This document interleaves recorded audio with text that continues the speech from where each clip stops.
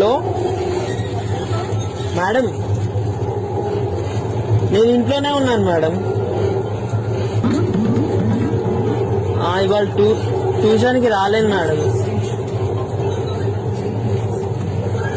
లేదు లేదు మేడం, రాలేను. మా మమ్మీ మాట్లాడతారంట మేడం. ఒకసారి మా మమ్మీ మాట్లాడతారంట మేడం. ఇస్తున్నా మేడం. హలో మేడం, మా అబ్బాయి వాళ్ళు రాడంటండి. మా కుక్కకి ఇవాళ శ్రీమంతం చేస్తున్నాము. మేడం లేదండి, మా ఆచారం అది. మా ఇంట్లో అందరం అంతా చేస్తాము.